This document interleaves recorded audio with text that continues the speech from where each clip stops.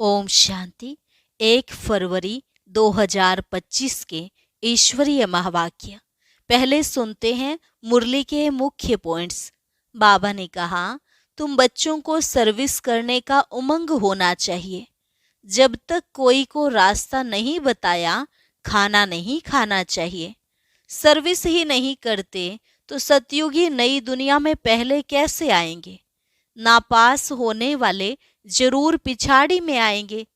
जो महारथी आत्माएं हैं वह तो पूरे 84 जन्म लेते हैं। फिर बाबा ने कहा, खास याद करना होता है।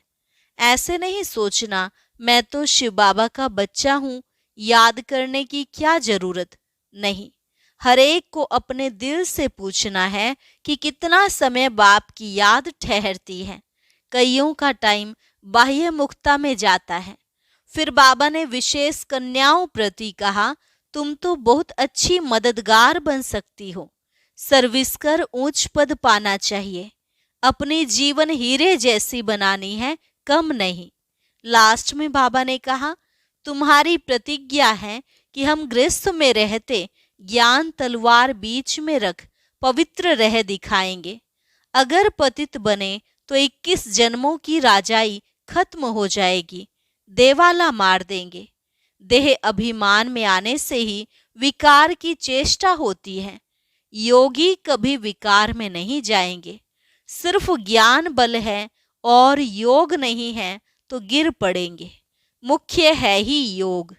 और अब सुनते हैं महावाक्यों को विस्तार से। मुरली का सार। मीठे बच्चे, तुम आत्माओं का स्वधर्म शांति है। तुम्हारा देश शांति धाम है। तुम आत्मा शांत स्वरूप हो, इसलिए तुम शांति मांग नहीं सकते। प्रश्न, तुम्हारा योग बल कौन सी कमाल करता है। उत्तर, योग बल से तुम सारी दुनिया को पवित्र बनाते हो। तुम कितने थोड़े बच्चे योग बल से यह सारा पहाड़ उठाए सोने का पहाड़ स्थापन करते हो। 5 तत्व सतो प्रधान हो जाते हैं, अच्छा फल देते हैं। सतो प्रधान तत्वों से यह शरीर भी सतो प्रधान होते हैं। वहां के फल भी बहुत बड़े बड़े स्वादिष्ट होते हैं। ओम शांति। जब ओम शांति कहा जाता है तो बहुत खुशी होनी चाहिए, क्योंकि वास्तव में आत्मा है ही शांत स्वरूप। उसका स्वधर्म ही शांत है। इस पर सन्यासी भी कहते हैं, शांति का तो तुम्हारे गले में हार पड़ा है। शांति को बाहर कहाँ ढूंढते हो। आत्मा स्वतः शांत स्वरूप है। इस शरीर में पार्ट बजाने आना पड़ता है। आत्मा सदा शांत रहे तो कर्म कैसे करेगी। कर्म तो करना ही है। हाँ, शांति धाम में आत्माएं शांत रहती हैं, वहां शरीर है नहीं। यह कोई भी सन्यासी आदि नहीं समझते कि हम आत्मा हैं, शांति धाम में रहने वाली हैं। बच्चों को समझाया गया है, शांति धाम हमारा देश है। फिर हम सुख धाम में आकर पार्ट बजाते हैं। फिर रावण राज्य होता है दुख धाम में। यह 84 जन्मों की कहानी है। भगवानुवाच है ना अर्जुन प्रति कि तुम अपने जन्मों को नहीं जानते हो। एक को क्यों कहते हैं, क्योंकि एक की गारंटी है। इन राधे कृष्ण की तो गारंटी है ना, तो इनको ही कहते हैं। यह बाप भी जानते हैं, बच्चे भी जानते हैं कि यह जो सब बच्चे हैं सब तो 84 जन्म लेने वाले नहीं हैं। कोई बीच में आएंगे, कोई अंत में आएंगे। इनकी तो सर्टेन है। इनको कहते हैं हे बच्चे। तो यह अर्जुन हुआ ना, रथ पर बैठा है ना। बच्चे खुद भी समझ सकते हैं हम जन्म कैसे लेंगे। सर्विस ही नहीं करते हैं तो सतयुग नई दुनिया में पहले कैसे आएंगे। इनकी तकदीर कहाँ है। पीछे जो जन्म लेंगे उनके लिए तो पुराना घर होता जाएगा ना। मैं इनके लिए कहता हूँ जिनके लिए तुमको भी सर्टेन है। तुम भी समझ सकते हो मम्मा बाबा 84 जन्म लेते हैं। कुमार का है, जनक है, ऐसे ऐसे महारथी जो हैं वह 84 जन्म लेते हैं। जो सर्विस नहीं करते हैं तो जरूर कुछ जन्म बाद में आएंगे। समझते हैं हम तो नापास हो जाएंगे, पिछाड़ी में आ जाएंगे। स्कूल में दौड़ी पहन निशाने तक आकर फिर वापस लौटते हैं ना, सब एक रस हो न सके। रेस में जरा पाँव इंच का भी फर्क पड़ता है तो प्लस में आ जाता है। यह भी अश्व रेस है। अश्व घोड़े को कहा जाता है, रथ को भी घोड़ा कहा जाता है। बाकी यह जो दिखाते हैं, दक्ष प्रजापिता ने यज्ञ रचा, उसमें घोड़े को हवन किया, यह सब बातें हैं नहीं। न दक्ष प्रजापिता है, न कोई यज्ञ रचा है। पुस्तकों में भक्ति मार्ग की कितनी दंत कथाएं हैं, उनका नाम ही कथा है। बहुत कथाएं सुनते हैं। तुम तो यह पढ़ते हो, पढ़ाई को कथा थोड़े ही कहेंगे। स्कूल में पढ़ते हैं, एम ऑब्जेक्ट रहती है, हमको इस पढ़ाई से यह नौकरी मिलेगी, कुछ न कुछ मिलता है। अभी तुम बच्चों को देही अभिमानी बहुत बनना है, यही मेहनत है। बाप को याद करने से ही विकर्म विनाश होंगे, खास याद करना होता है। ऐसे नहीं कि मैं तो शिव बाबा का बच्चा हूं ना, फिर याद क्या करें। नहीं, याद करना है अपने को स्टूडेंट समझकर। हम आत्माओं को शिव बाबा पढ़ा रहे हैं, यह भी भूल जाते हैं। शिव बाबा एक ही टीचर है जो सृष्टि के आदि मध्य अंत का राज सुनाते हैं, यह भी याद नहीं रहता है। हर एक बच्चे को अपने दिल से पूछना है कि कितना समय बाप की याद ठहरती है। जास्ती टाइम तो बाहर मुक्ता में ही जाता है। यह याद ही मुख्य है। इस भारत के योग की ही बहुत महिमा है, परंतु योग कौन सिखलाते हैं यह किसको पता नहीं है। गीता में श्री कृष्ण का नाम डाल दिया है। अब श्री कृष्ण को याद करने से तो एक भी पाप नहीं कटेगा, क्योंकि वह तो शरीरधारी है, 5 तत्वों का बना हुआ है। उनको याद किया तो गोया मिट्टी को याद किया, 5 तत्वों को याद किया। शिव बाबा तो अशरीरी है, इसलिए कहते हैं अशरीरी बनो, मुझ बाप को याद करो। कहते भी हो हे पतित पावन, वह तो एक हुआ ना। युक्ति से पूछना चाहिए, गीता का भगवान कौन? भगवान रचयिता तो एक होता है। अगर मनुष्य अपने को भगवान कहलाते भी हैं तो ऐसे कभी नहीं कहेंगे कि तुम सब हमारे बच्चे हो। या तो कहेंगे तत्वम, या कहेंगे ईश्वर सर्वव्यापी है, हम भी भगवान तुम भी भगवान, जिधर देखता हूं तू ही तू है, पत्थर में भी तू, ऐसे कह देते। तुम हमारे बच्चे हो यह कह नहीं सकते, यह तो बाप ही कहते हैं, हे मेरे लाडले रूहानी बच्चों, ऐसे और कोई कह ना सके। मुसलमान को अगर कोई कहे मेरे लाडले बच्चों तो थप्पड़ मार दे। यह एक ही पारलौकिक बाप कह सकते हैं, और कोई सृष्टि के आदि मध्य अंत का ज्ञान दे न सके। 84 के सीढ़ी का राज कोई समझा न सके सिवाय निराकार बाप के। उनका असली नाम ही शिव है। यह तो मनुष्यों ने अथाह नाम रख दिए हैं। अनेक भाषाएं हैं तो अपनी अपनी भाषा में नाम रख देते हैं। जैसे बॉम्बे में बबुल नाथ कहते हैं, परंतु वह अर्थ थोड़े ही समझते। तुम समझते हो, कांटों को फूल बनाने वाला है। भारत में शिव बाबा के हजारों नाम होंगे, अर्थ कुछ नहीं जानते। बाप बच्चों को ही समझाते हैं, उसमें भी माताओं को बाबा जास्ती आगे करते हैं। आजकल फीमेल्स का मान भी है, क्योंकि बाप आए हैं ना। बाप माताओं की महिमा ऊंच करते हैं। तुम शिव शक्ति सेना हो, तुम ही शिव बाबा को जानते हो। सच तो एक ही है, गाया भी जाता है, सच की बेड़ी हिले डुले डूबे नहीं। तो तुम सच्चे हो, नई दुनिया की स्थापना कर रहे हो। बाकी झूठी बेड़ियां सब खत्म हो जाएंगी। तुम भी कोई यहाँ राज्य करने वाले नहीं हो। तुम फिर दूसरे जन्म में आकर राज्य करेंगे। यह बड़ी गुप्त बातें हैं जो तुम ही जानते हो। यह बाबा ना मिला तो कुछ भी नहीं जानते थे, अभी जाना है। यह है युधिष्ठिर, युद्ध के मैदान में बच्चों को खड़ा करने वाला। यह है नॉन वायलेंस, अहिंसक। मनुष्य हिंसा समझ लेते हैं मारा मारी को। बाप कहते हैं पहली मुख्य हिंसा तो काम कटारी की है, इसलिए काम महाशत्रु कहा जाता है। इन पर ही विजय पानी है। मूल बात है ही काम विकार की। पतित माना विकारी।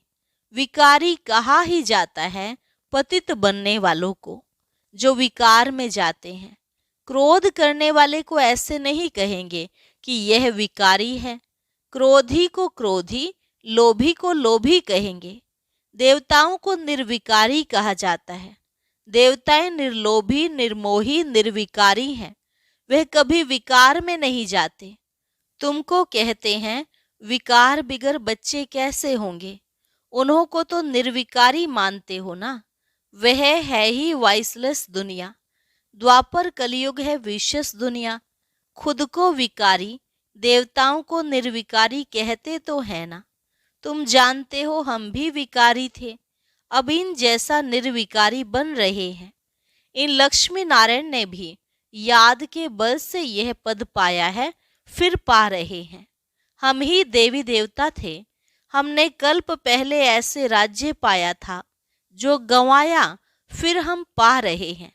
यही चिंतन बुद्धि में रहे तो भी खुशी रहेगी, परंतु माया यह स्मृति भुला देती है।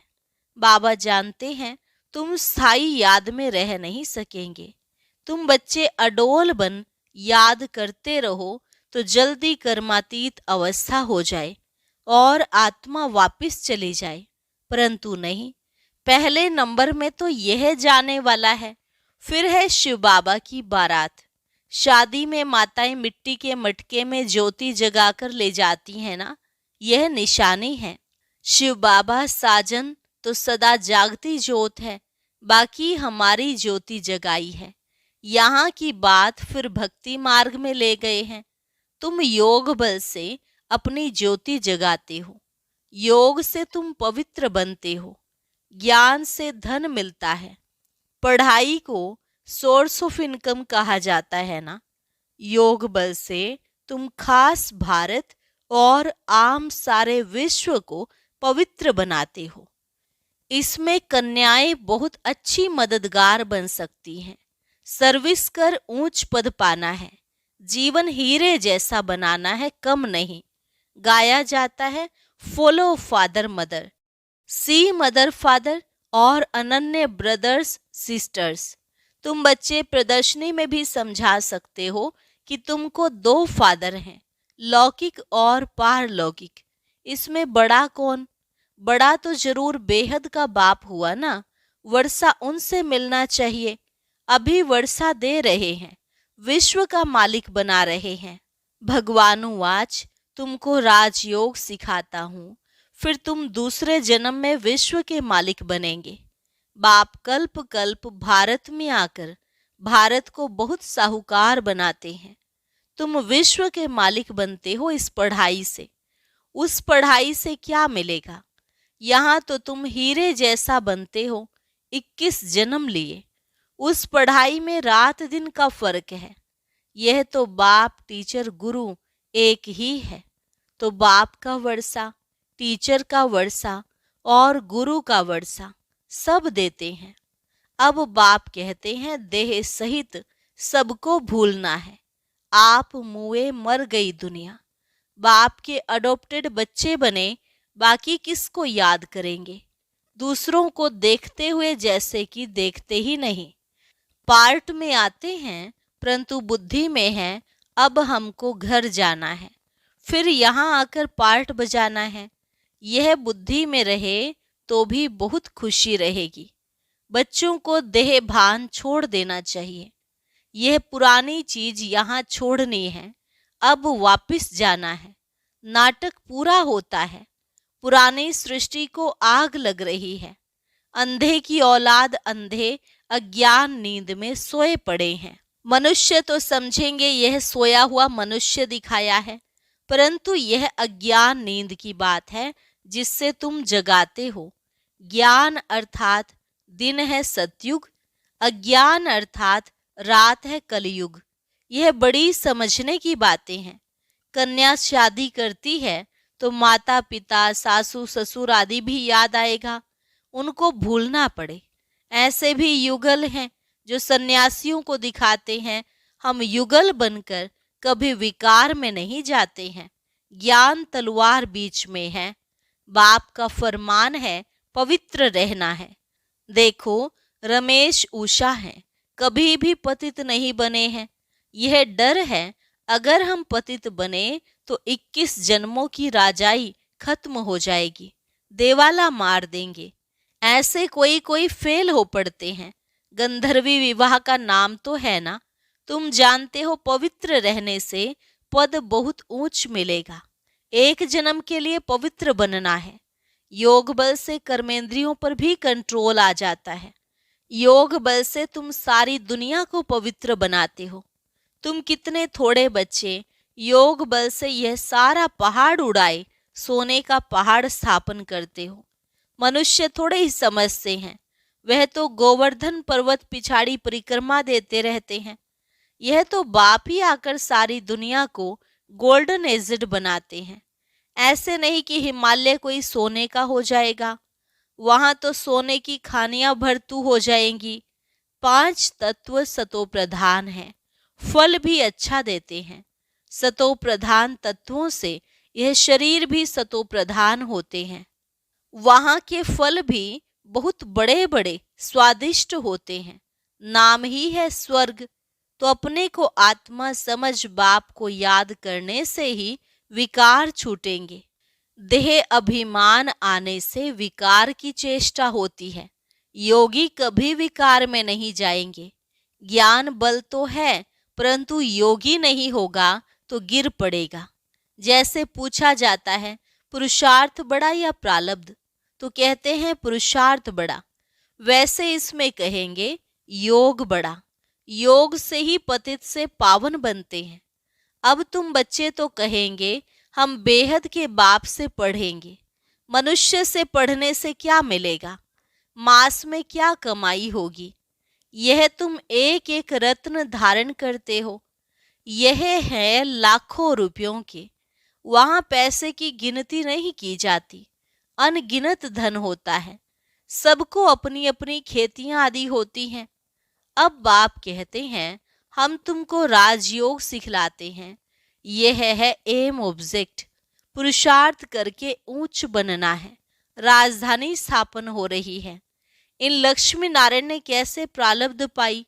इनकी प्रारब्ध को जान गए तो बाकी क्या चाहिए? अभी तुम जानते हो कल्प 5000 वर्ष बाद बाप आते हैं, आकर भारत को स्वर्ग बनाते हैं। तो बच्चों को सर्विस करने का उमंग होना चाहिए। जब तक कोई को रास्ता नहीं बताया है, खाना नहीं खाएंगे। इतना उल्लास उमंग हो तब ऊंच पद पा सकते हैं। अच्छा, मीठे मीठे सिकिलधे बच्चों प्रति मात पिता बाप दादा का याद प्यार और गुड मॉर्निंग। रूहानी बाप की रूहानी बच्चों को नमस्ते। रूहानी बच्चों की रूहानी बाप दादा को नमस्ते नमस्ते, गुड मॉर्निंग। धारणा के लिए मुख्य सार। पहली पॉइंट, ईश्वरीय सर्विस कर अपना जीवन 21 जन्मों के लिए हीरे जैसा बनाना है। माता पिता और अनन्य भाई बहनों को ही फॉलो करना है। कर्मातीत अवस्था बनाने के लिए देह सहित सबको भूलना है। अपनी याद अडोल और स्थायी बनानी है।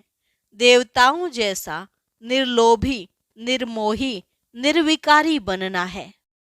वरदान, तड़फती हुई आत्माओं को 1 सेकंड में गति सदगति देने वाले मास्टर दाता भव। तड़फती हुई आत्माओं को 1 सेकंड में गति सदगति देने वाले मास्टर दाता भव। जैसे स्थूल सीजन का इंतजाम करते हो, सेवाधारी सामग्री सब तैयार करते हो, जिससे किसी को कोई तकलीफ ना हो, समय व्यर्थ न जाए। ऐसे ही अब सर्व आत्माओं की गति सद्गति करने की अंतिम सीजन आने वाली है। तड़फती हुई आत्माओं को क्यू में खड़ा करने का कष्ट नहीं देना है। आते जाएं और लेते जाएं। इसके लिए एवर रेडी बनो। पुरुषार्थी जीवन में रहने से ऊपर अब दातापन की स्थिति में रहो। हर संकल्प, हर सेकंड में मास्टर दाता बन करके चलो। स्लोगन: हुजूर को बुद्धि में हाजिर रखो तो सर्व प्राप्तियां जी हुजूर करेंगी। हुजूर को बुद्धि में हाजिर रखो तो सर्व प्राप्तियां जी हुजूर करेंगी। अच्छा, ओम शांति। अब आज का अव्यक्त इशारा और ज्ञान मोती भी अवश्य सुने।